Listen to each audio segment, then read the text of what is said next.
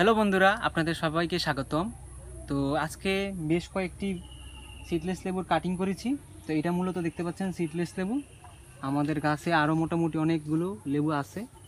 এখন সিজনের শেষ পর্যায়ে দেখে কাটিং শুরু করেছি। তো কাটিংগুলো করার নিয়মটা কাজের ফাঁকে আপনাদের দেখে দেওয়ার চেষ্টা করতেছি। তো এই জন্য আপনাদের দেখালাম। আমি কিন্তু এখানে বেশ কিছু কাটিং করেছি আমাদের বেশ কিছু গাছে। তো আজকে কিভাবে কাটিং করতে হয় আপনাদের দেখাবো, আসেন।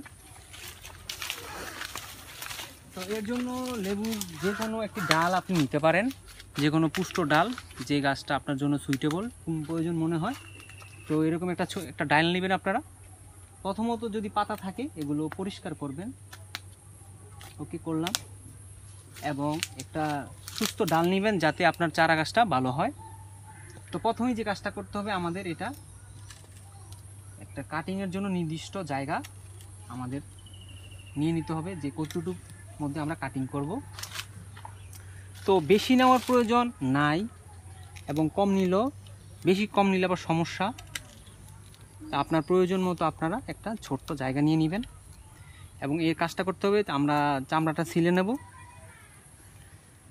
ঠিক আছে, আমরা চতুর্পাশে চামড়া ছিলে নেব।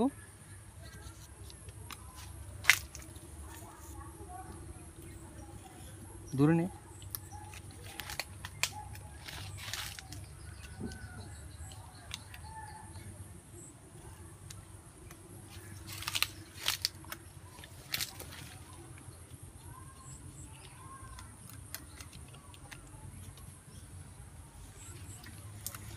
তো আমরা ডালটির চারপাশে আমরা কি করব, চামড়াটা ছাড়িয়ে নেব। তো এখন যে কাজটা করতে হবে, পরিষ্কার হয়ে গেল, এটা কোনো ডালের চামড়া নেই। এখন যে কাজটা করতে হবে, আমরা এখানে আমাদের জৈব সার আর মাটি মিশ্রিত একটা মাটি প্রস্তুত করেছি। তো এটা আপনারা মাটি দিয়ে একটু ভিজিয়ে নেবেন, যাতে করে পানি দেওয়ার প্রয়োজন না পড়ে। দেখতে পাচ্ছেন জৈব সার আর মাটি আছে এখানে, সম্পূর্ণ ঘরোয়াভাবে। এখানে কোনো রাসায়নিক সার কোনো ইউজ করা হয়নি। আমরা সম্পূর্ণ এই জায়গাটা ঢেকে দেব। মূলত এখানেই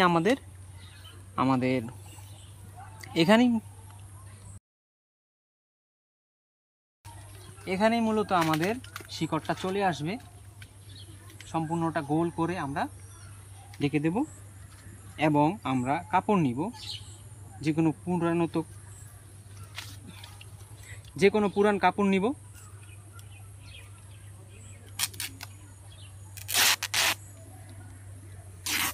কাপড় নিলে ভালো হয় কি, বৃষ্টি হলে বৃষ্টির পানিটা সরাসরি গাছের গোড়ায় চলে যাবে এবং আমাদের শিকড়টা দ্রুত চলে আসবে।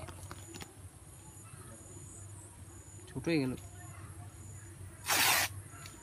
সমস্যা নাই, এটা ভিডিও।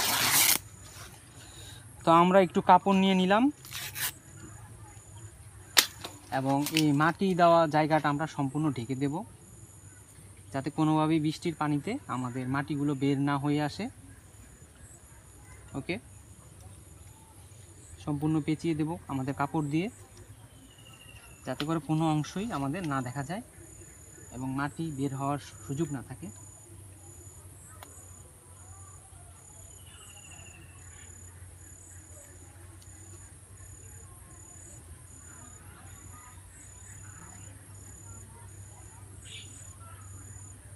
এবং আমরা বেঁধে দেবো মাঝ বরাবর।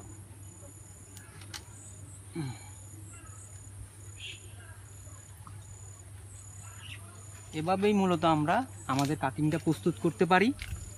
এবং এটার সময় নিবে আমাদের 14 থেকে 20 দিন, ম্যাক্সিমাম 15 দিনের মধ্যে হয়ে যায়। কারো যদি সময় আবহাওয়া খারাপ থাকে, যদি বৃষ্টি বাদল বেশি না হয়, যদি রোদ বেশি হয়, তাহলে একটু সময় লাগতে পারে।